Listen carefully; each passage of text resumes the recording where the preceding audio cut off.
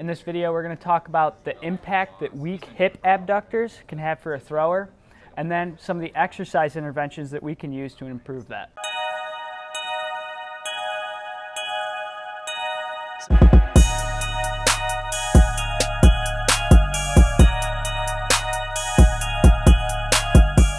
Kyle here with the Overhead Athletics Institute. Today we're going to talk about a recent thrower that we worked with during our initial examination. We did a manual muscle test and found some weak hip abductors, and Max is going to talk about the effect that weak hip abductors can have on a thrower's performance. Okay guys, so I'm going to show you right here on video with a picture that we just worked with how weak hip abductors impact his throw. So you can see he takes the ball out incorrectly and he sequences his lift a little poorly, but immediately his front hip starts to fall towards the ground and open up. Well, let me show you here with an angle how.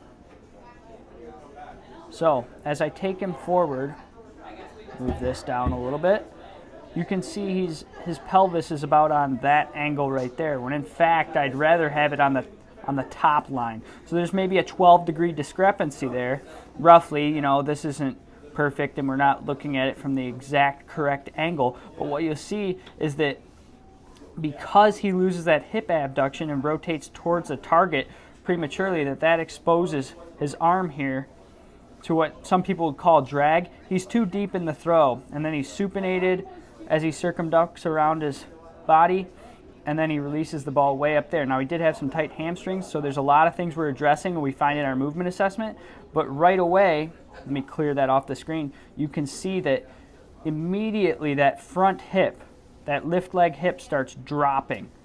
So he's doing a bunch of different things. He's lengthening those obliques prematurely, and that caused him to have a very short stride and go around. So now Kyle is going to show us some exercises that we can do to strengthen those muscles with beginner and advanced, and improve your throw overall just by strengthening those lateral hip muscles. Okay, so we're going to talk about one of our first exercises that we can do. It's real basic that we do with our athletes, is a simple hip hike. This is a 6-inch step. If they're having difficulties on this, we could always lower the step, raise the step if it was too easy. All Max is going to do is trying to drop, keeping his legs straight. He's going to try and drop his left foot here down towards the ground and hike his hip up. So you're going to try and drop it down, hike the hip up, really squeeze on that right side, squeeze the glutes. Good. And some of the compensations we see would be falling in with the right knee caving in, losing balance.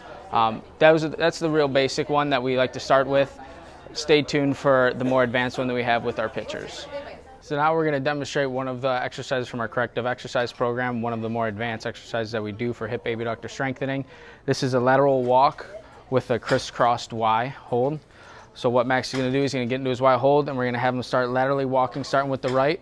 One of the biggest things to focus on is not letting this left leg slam in like that. That is a compensation for weak hip abductors there. We want it nice, slow, controlling that eccentrically.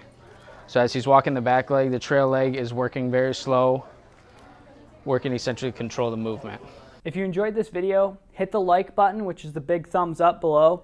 That tells us what content you enjoy. So subscribe to our channel if you haven't yet, and that way you won't miss any of our content in the future.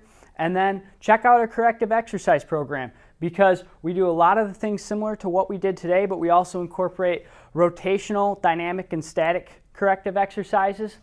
You can find that right on our website under products at OAI Corrective Exercise Program. So check that out, and we'll see you next video, guys.